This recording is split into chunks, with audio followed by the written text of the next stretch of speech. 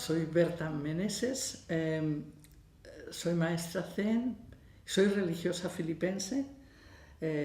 Estoy justamente en la casa de la fundación que se llama Casa de Espiritualidad San Felipe Neri. Es aquí donde tenemos un lugar de meditación, es aquí donde está la Fundación Valores Humanos, una espiritualidad emergente, y donde diversas áreas de todos los ámbitos trabajan desde el ámbito de la espiritualidad, el más relevante, al ámbito de la salud, la de las artes, de la música, de la cohesión social, del compromiso social, porque cada una de las áreas tiene un área muy amplia de actuación en diversos lugares, tanto de la misma ciudad, de Barcelona, como de América Latina y de toda Cataluña y Baleares. Entonces, creo que esta presentación ya es suficiente, aunque mi oficio es aún, estoy medio jubilada solamente, porque siempre he sido profesora de matemáticas en diversos niveles, desde la universidad hasta los pequeños, y ahora solamente soy encargada del departamento. Estoy a media jubilación, digamos.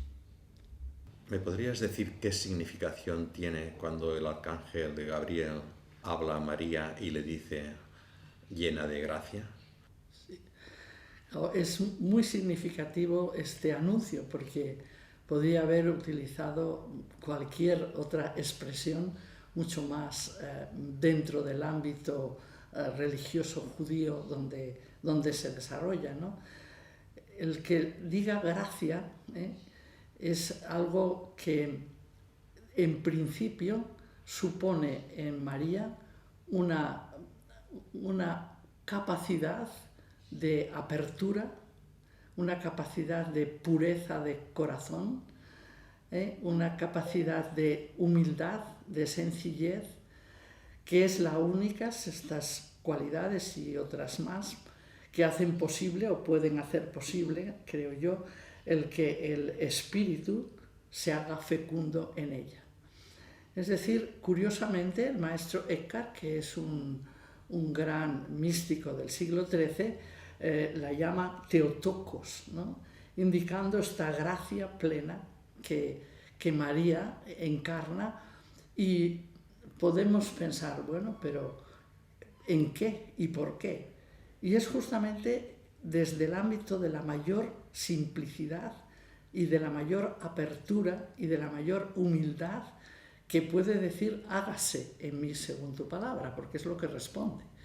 Si responde hágase en mí, no está pretendiendo hacer ella nada, es el hágase, esa realidad infinita, ese espíritu fecundo que se haga de acuerdo a quién es de quien se fía completamente, es el fiat, ¿no? Hágase, ¿no?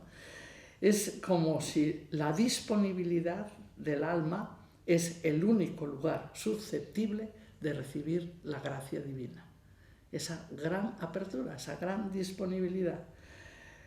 Yo creo que llena de gracia es justamente, si lo formulo al contrario, sería libre completamente de ego.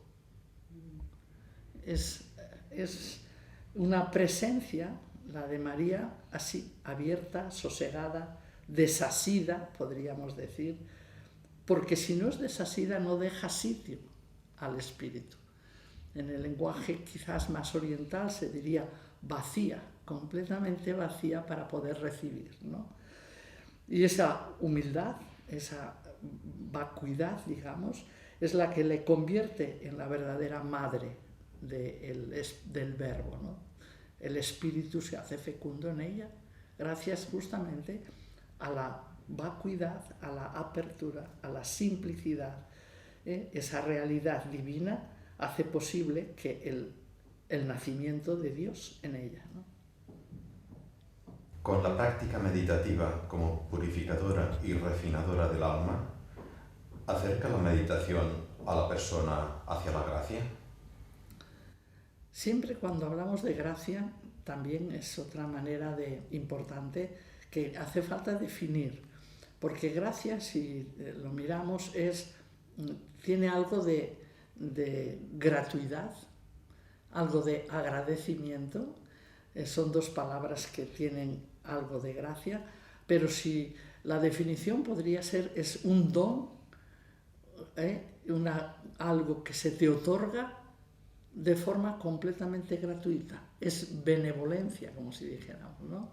No es gracias a los méritos, sino no es por los méritos de uno, es un don que se te otorga. Entonces yo, planteando esta pregunta que tú me haces, estoy pensando, ¿la gracia divina o la gracia está alguna vez ausente del ser humano? Eso sería una pregunta, porque ¿es que se le otorga solamente a algunas personas? ¿O la gracia es y depende del ser humano el acogerla o no acogerla? Porque es un don, es totalmente, no depende de nada, ¿no? Entonces me preguntabas si la práctica meditativa, ¿no? O más o menos puede hacer posible que esta gracia realmente inunde al ser humano o le ayude o le ilumine, etc., ¿no? Creo evidentemente que sí. O sea, la oración y la meditación creo que son absolutamente necesarias para poder experimentar la gracia. Ahora, ¿qué ocurre, como si dijéramos, en el ser humano? Si nosotros nos fijamos en el Evangelio, por ejemplo, dice, San Juan, por ejemplo, dice, Dios ilumina a todo hombre que viene a este mundo. Lo cual esta luz que ilumina se podría conceptuar la gracia. A toda persona que viene a este mundo. A toda la realidad, para mí, creo que está llena de gracia. Que la creación es continuada y es una energía gratuita, que es la gracia, que hace posible que todas las cosas sean lo que son, que hace posible que un árbol sea un árbol, que una montaña sea una montaña, ¿no? Y que un ser humano sea un ser humano. Aquí la única diferencia, de ahí la importancia de la meditación, es que el ser humano tiene libre albedrío. Y al tener libre albedrío puede ser muy fiel a la gracia o puede ser muy infiel, puede coger el camino que quiera por su opción personal. Cuando una persona hace meditación, yo creo que lo que ocurre es todo un proceso en el cual todos aquellos elementos que a lo largo de su historia personal y a lo largo de la vida de la humanidad, porque nuestro inconsciente no solamente tiene nuestras grabaciones o nuestras sombras de nuestras vivencias pasadas, sino también la historia de la humanidad, o sea, está el inconsciente colectivo, como se suele decir, ¿no? Entonces, el proceso meditativo lo que va haciendo es como ir limpiando diferentes niveles de la propia personalidad, porque en el fondo primordial, la fuente originaria del ser es gracia. Es esa gracia la que nos configura, es esa voluntad divina, podríamos decir, ¿no? Entonces, cuando tú haces meditación, lo primero que ocurre es que hay que ir viendo qué niveles de tu persona se hacen cada vez más transparentes a la gracia, hacen más posible que esa gracia divina, eso que en el fondo somos, ese espíritu que mora en nosotros, se pueda manifestar. Y ponemos muchísimas barreras, a veces llamamos velos, pero a veces son verdaderas barreras a que esta gracia se manifieste. Y algunas son fáciles de mover y otras no tanto, porque no es que tengamos que ser perfectos, el carácter y la personalidad de cada uno es la de cada uno, ¿no? Pero sí que pueden traslucir en sus cualidades y en sus características, dejar traspuar o trascender eso que somos, ¿no? O no. La meditación, y yo creo que la oración, mucho más si hay silencio, porque el silencio es el que nos contacta con la fuente originaria, con esta gracia, donde mora este espíritu. Pues eso es lo que más nos ayuda a ir limpiando y que pueda uno decir, no, quizás plena de gracia te lo da de decir un ángel o alguien desde fuera, pero realmente como portadoras de la gracia divina, sí. El llamado estado de gracia da como fruto la bondad y la santidad. ¿Hay algunas vías aparte de la meditación y la oración que nos permitan acceder a ella? ¿O puede ser una cosa espontánea o se necesita la voluntad de la persona para llegar a esta gracia? El tema de la voluntad es un tema muy fuerte, ¿eh? Por esto que he dicho antes, ¿no? O sea, piensa que cuando hacemos oración, yo creo que en principio somos seres que tenemos esa gracia, pero nuestras vidas y nuestro contexto no hace fácil que seamos bondadosos, que seamos compasivos, que podamos dominar la ira, que podamos dominar las ansias de poder, porque hay instintos grabados en nuestras neuronas. El instinto de conservación hace que las personas luchen por tener, por poseer, por apoderarse, y es instintivo, o sea, no es fácil luchar contra un instinto, como si dijéramos, ¿no? Entonces, solamente algo que tú valoras mucho más puede abrazar lo que es precario o que es carente en el ser humano, ¿no? Eso es lo que pienso, ¿no? Pero realmente hay personas que la gracia llueve siempre, yo creo, es como que llueve siempre. Es en nosotros, nos configura, pero además nos envuelve. O sea, la gracia llueve. Aquí el problema del ser humano es que difícilmente estamos en el lugar que toca. Siempre estamos un paso atrás o un paso delante. Angustiados por el pasado o por algo que nos preocupa o preocupados por el futuro, ¿no? El caso es que si estuviéramos plenamente aquí, cada momento es una gracia. Cada momento llueve la gracia y podríamos decir, no le falta nada al momento presente. Es maravilloso, pero es que entrar en el presente nos es muy difícil. Por eso es importante aprender una práctica meditativa o la oración. Por lo menos hay unos momentos en los cuales paramos esta tendencia a coger y a salir hacia afuera, y esa parada nos ayuda justamente a contactar con la fuente originaria y además aprender lo que es tan simple como ver la maravilla de que te estás duchando, y ahí la gracia también está. Es algo que te proporciona el universo entero, el agua. Es gracias al universo entero. O sea, es increíble la importancia que tiene esto como proceso. Pero la voluntad nuestra no siempre es la voluntad divina, que es la gracia. La gracia es la voluntad. Lo que rige el universo es esta voluntad divina. Y nosotros tenemos otras voluntades, otros quereres, llamémoslos así.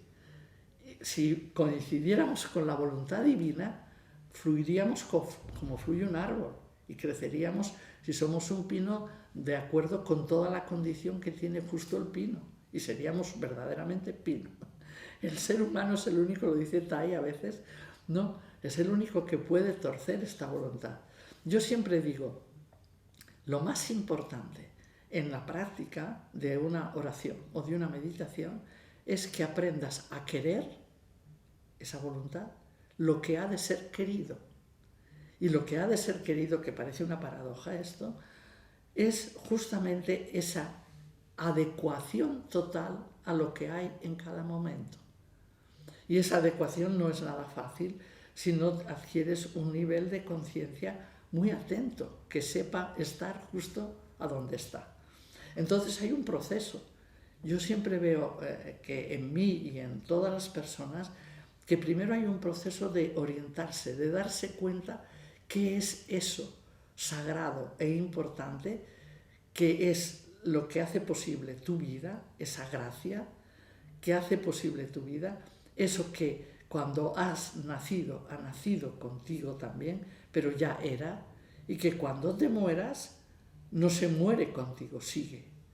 Esa gracia que atraviesa tu vida como atraviesa la vida de todos los seres y del universo, esa energía que es gratuidad y que es el espíritu y que es en la respiración de cada momento, hay un momento en que tú te has de orientar. Porque si estás orientado en lo puro material, entonces te va a funcionar los mecanismos de tu cerebro más primitivo y por lo tanto los instintos más primarios. Y entonces cuando aprendes a orientarte y cuando abres el abanico de tu percepción, de tu orientación, entonces vas adquiriendo mayor conciencia de ti. Y es conciencia de tus fallos, es como poner la luz hacia adentro. Esa gracia también te da esa luz de iluminar tu interior.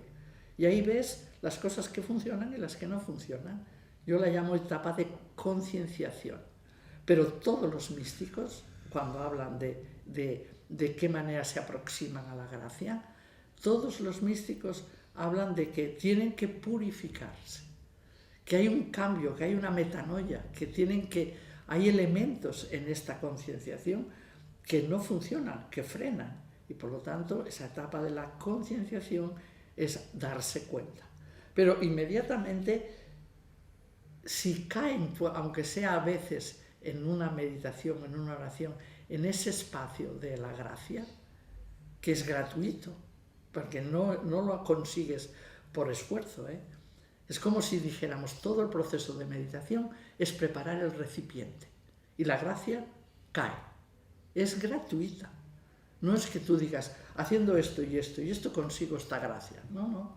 La gracia siempre está, vuelvo a decirlo.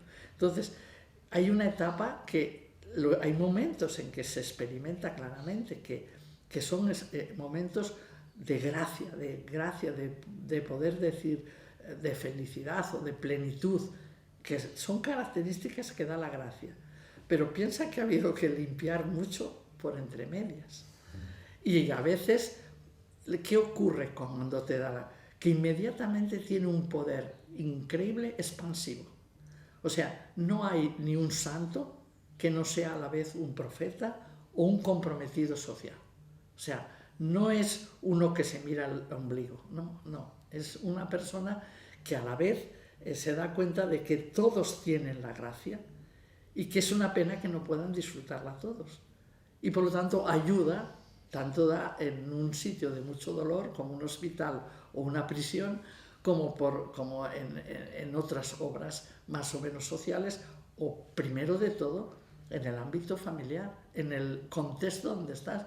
No te levantes de mal humor, ves que la gracia también está ahí, aunque no te funcione la cafetera, no pasa nada.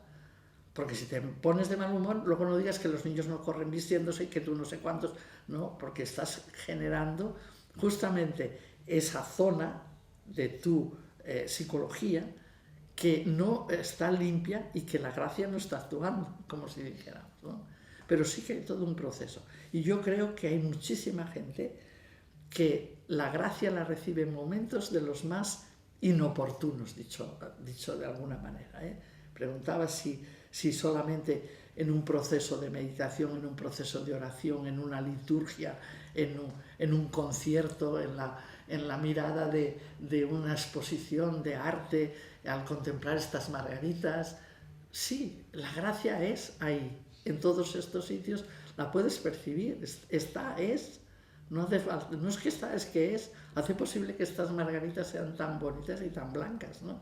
O sea, pero lo que yo creo, ¿no? Es que como es necesario esta percepción, necesitamos este trabajo para abrir el tercer ojo, el ojo de la percepción. Lo decían los vitorinos, los famosos vitorinos, que son un grupo de místicos del siglo XII, de Hugo de San Víctor. Ellos decían, el ojo de la carne se abre, nada más nacer al poco rato, ¿no? Enseguida el niño, si le haces así, sabe que tiene una mano delante. O el ojo de la razón, cuando ya tienen 3 años, ya te hacen unos razonamientos que dices, ya empieza a ponerme pegas a lo que le estoy diciendo y acaba de nacer casi, ¿no? O sea, tienen el ojo de la razón y se va desarrollando y podemos hablar de que llega a ser un razonamiento abstracto o un razonamiento muy formal, etcétera, ¿no? Pero el ojo del espíritu, el tercer ojo que llamaban ellos y que también lo llaman las tradiciones orientales, ese tercer ojo necesita proceso, necesita trabajo, no se abre espontáneo. Los niños posiblemente le tienen abierto, por eso te desconciertan a veces con lo que ven, ¿no? Pero si no, la vida, la manera social que tenemos de vivir, los inputs diarios que nos entran, las normas que nos condicionan, etcétera, etcétera, nos van cegando bastante. De tal forma que necesitamos una reeducación, como si dijéramos, para volver a abrir ese ojo de la percepción. Y cuando le abres, está. Yo pienso siempre, cuando voy a meditar a Farlete, no sé si esto... Bueno, en una montaña hay unas cuevas que son de los hermanos de Foucault y allí voy a meditar a veces en una semana o así, ¿no? No hay nadie, ¿no? Pero cuando llego al pueblo, es un pueblo muy pequeño, hay un montón de señores sentados allí a la entrada del pueblo que no dicen ni una sola palabra, están allí sentados. Yo pienso, estos están haciendo contemplación. Estos son como el cura de Ars. Simplemente estoy aquí, que me digan. Yo miro y me mira, y ya está. Miro y me mira, y no hacen otra cosa. Entonces, es muy posible que ese ejercicio también reciban muchas inspiraciones que son gracia. Y yo me imagino que el mundo del arte y muchísimos momentos hay de verdadera experiencia de esta gracia que es en cada uno de nosotros. O sea, no. Nos has hablado de estar en el lugar adecuado, como renunciando al futuro y al pasado. O sea, el lugar presente es donde está la gracia, donde está la voluntad divina, porque se entiende que la voluntad divina y la gracia son lo mismo. ¿Cómo podemos instalarnos en este presente? Sí, es uno de los grandes trabajos que tenemos en una sociedad con tantos estímulos. Una sociedad además con muchos aparatos, ¿no? En el que los niños lo tienen mucho más difícil que lo teníamos nosotros, ¿no? Porque tienen el iPad y el iPhone y esto desde que nacen, y es difícil por tantos estímulos. El doctor Bueno a veces dice que hay 60.000 estímulos al día y que las personas muy conscientes llegan a tener conciencia de 45 y la mayoría no llegan a 12 de todo lo que nos llega. Entonces, claro, al menos a ver cómo vamos a cuidar ese poder justo entrar en el momento. De qué manera aprendemos a no proyectar en el momento nada del pasado, ni tampoco del futuro, sino entrar en el momento. El Raymond Paniker decía, la eternidad en el momento lo llamo tempiternidad, ¿no? Y claro, es como si camináramos en línea recta o en línea curva, es igual, pero hacia arriba o hacia abajo en la vida, y se nos pide que hagamos del momento un insight hacia el profundo, no hacia allá, sino aquí. Ese es el momento. Y ese momento aquí es el que es eterno. Y es el que realmente recibimos la gracia divina. Es el que recibimos la inspiración. Uno de los frutos en este proceso es la gran intuición que se desarrolla, y por eso se es adecuado, porque percibes globalmente. Esto es otro tema muy típico de la gracia. La gracia percibe globalmente, no percibe tanto analíticamente como nosotros creemos, ¿no? Por ejemplo, yo siempre les digo, se lo digo a mis alumnos, en una imagen muy matemática, vivimos como si fuera sobre el eje de abscisas, una horizontal, y me levanto y me ducho y les digo, y medito y desayuno y voy al cole y estoy haciendo matemáticas y haciendo lengua y haciendo no sé qué, o voy al trabajo si soy una persona ya adulta etcétera, etcétera, vuelvo o hago la comida, etcétera, etcétera. Esto es un día, es el eje de abscisas. Ahora, ¿qué ocurre? Que necesita este eje de ordenadas, esta verticalidad, que se traslade por este eje. Y que realmente cuando me ducho estoy duchándome. Eso es. Entonces experimento una gracia especialísima, porque está ahí la gracia. Entonces dices, yo soy protagonista de mi vida, vivo mi vida plenamente, porque después cuando estoy meditando, medito, y cuando estoy comiendo, estoy desayunando, desayuno, y este aprender a hacer una sola cosa en cada momento es un trabajo y casi imposible para nosotros por esta dispersión, porque la mente se nos va para allá, para acá, Estamos haciendo una cosa, estas tonterías que dicen las mujeres pueden hacer 5 cosas a la vez. Hacen 5 cosas a la vez, pero solamente de una en una, porque si están en una no están en otra. Y cuando estás plenamente consciente, no solamente haciendo una cosa, estás haciendo una tortilla, totalmente ahí, es pleno, es una maravilla, porque la gracia se manifiesta en el momento y da esa sensación de plenitud, de que tú estás justo ahí y no le falta nada al momento presente, no le falta, porque está ahí todo, ¿no? Ahora, esto es un ensayo, no lo hacemos espontáneo y tenemos que ensayarnos. O sea, si ahora tú decides, cada vez que pongo la llave de contacto en el coche para arrancar, que tengo que viajar, hago una respiración consciente y sonrío a esa infinitud que me está configurando, que es este ojo del espíritu, este ojo que percibe, que ve el alma de las cosas. O sea, no basta con que yo mire la flor y diga, mira, es una margarita, ¿no? Las margaritas, claro, las flores tienen estambres, tienen pistilo, tienen pétalos, tienen sépalos. Yo hago una clase de botánica. No, contémplala. No hagas juicios, mírala hasta que la veas, porque la gracia, el alma de la flor también la puedes ver si tú estás ahí, justo ahí. Y eso es un ejercicio. Y se tiene que hacer con algo. Yo, por ejemplo, le hago siempre subiendo y bajando las escaleras. Digo, como tengo que ir de allá para acá, siempre estoy ahí. Cada paso es un paso de paz para la tierra, de estar ahí, justo.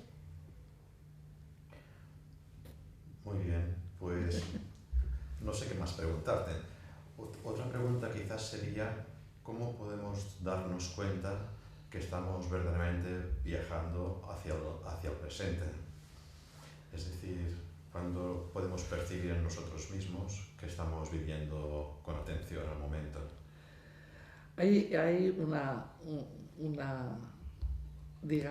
una característica típica, y es que siempre, para conectarte con el presente, te conectas con una respiración consciente.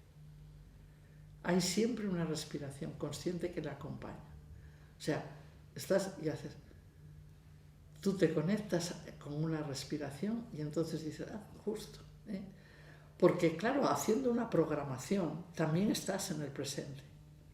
No solamente es, el problema no es cuando estamos trabajando en algo intelectual, porque ahí estamos en el presente, porque no te queda más remedio que toda tu atención, tu pensamiento racional está colocado ahí, haciendo la programación. Y cuanto más estés, más rápido haces la programación y menos errores tienes en lo que haces. Si resuelves un problema matemático, como si estás haciendo lo que sea, ¿no? Una conferencia. Si estás ahí, muy centrada o muy centrado, es presente. Porque quien más nos distrae no es la mente racional, es la mente egoica la que nos distrae. Es la que enseguida nos encontramos con alguien que somos nosotros mismos, esta mente, que nos juzga y que dice, no te está saliendo bien, haces no sé qué. Oye, recuerda que dónde has dejado las llaves del coche, pero ahora no te distrae con miles de cositas. Esta mente egoica, la única cosa que la para es la respiración consciente. Es respiro y entro ahí en ese presente, un presente fluido. También me lo he de proponer, o sea, es una voluntad, como he dicho antes, que ha de querer lo que ha de ser querido. Y en la voluntad divina dice, te está diciendo, ahora vas a coger el metro, caminas, pues camina. Estás caminando, camina, siente el aire, ves a las personas, procura ver, percibir, no juzgues, solamente mira y ve. Porque si juzgas, ya entras fuera del presente. El juicio te saca del presente. Porque estás diciendo, mira, ¿dónde irá esta señora con este vestido rojo? ¿No? Pero que va por ahí porque te la has encontrado en el camino. Te has sorprendido, pero solo hay vestido rojo, no hay más. ¿No? O sea, siempre que nosotros juzgamos, nos alejamos también de lo real, de la talidad de las cosas. Las cosas son. Y caminamos cada vez, estamos más en el presente, cuanto más percibimos la talidad de lo que hay. Y si es caminar, si es hacer una conferencia, es hacer una conferencia, y si estoy haciendo la comida y estoy partiendo las verduritas, estoy partiendo las verduritas. Y entonces esa talidad del hecho está completamente asociada a lo real, a lo que hay. Y lo que hay siempre tiene la gracia divina, no hay nada que se separe, como dice el maestro Eckhart, ni tan solo en el instante de un parpadeo se puede separar uno de la gracia. Siempre está, eres tú quien te separas. Y te separas a partir del juicio, a partir de la mente que te separa. Y no es la mente tanto racional, vuelvo a decir, como la mente egoica. Una pequeñísima parte de nuestra personalidad, pero que nos saca. Pues muy bien, Berta. En principio no tengo más preguntas. Si quieres añadir algo, perfecto. Y si no, podríamos... Sí, no sé, quizás decir, ¿no?, que si el siglo, como dice, no sé, Rahner o Malraux o Paniker, todo el mundo dice que lo ha dicho él, pero lo ha dicho mucha gente, que el siglo XXI o es místico o no es, ¿no? Esta frase tantas veces repetida, esto es una realidad súper importante, porque no solamente es el ser humano el que necesita una práctica que le contacte continuamente con esa gracia, que es ese fondo originario, esa fuente del ser, eso que como dice nuestro místico, San Juan de la Cruz. San Juan de la Cruz dice, su origen no lo sé, no le tiene, mas sé que todo origen de ello viene, ¿no? Pero es de noche. También eso es verdad, hay veces que es de noche y no vemos, ¿no? Y es un proceso importante de purificación, la noche, ¿no? Bueno, pues lo que es importante es eso, darse cuenta que en esta sociedad, para llegar a poder, iba a decir, sobrevivir como ser humano, se ha de llegar a ser místico, no es una broma. Y además es el único que haría posible la salvación también del planeta, porque el planeta está, lo dice San Pablo en la carta a los romanos, en el 8 de los romanos, es cuando dice, la creación entera está esperando con dolores de parto la manifestación de los hijos de Dios. Es decir, nosotros somos los que tenemos que, con esta experiencia de percepción de la gracia que pervade el universo entero, respetar completamente la talidad de cada cosa, también la del aire, también la del agua, también la de los árboles y la de las plantas. Es decir, la verdadera ecología profunda nace de la percepción justamente de eso tan sumamente evidente y real que ha hecho posible toda la creación, que es esta esta gracia divina, esta voluntad divina que crea y que nos crea continuamente. Pero ahora nosotros somos co-creadores de esa realidad también. Y ahí es donde podemos co-crear o completamente contaminar la realidad. Por lo tanto, es muy necesaria la práctica de la meditación, de la oración, del silencio, de la contemplación, de la presencia, de la receptividad consciente, de poder percibir, para poder ver esa gracia en todas las cosas, ¿no? Muchísimas gracias, Berta, por esta charla, por tu tiempo y por la poesía que contienen las palabras que has dicho. Muchas gracias. Gracias a vosotros, gracias al grupo que hace posible estos encuentros, que también es positivo a veces sentir a otras personas, ¿no? Y sus experiencias, y que nos aproximen cada vez más al ser humano verdadero que tenemos que ser.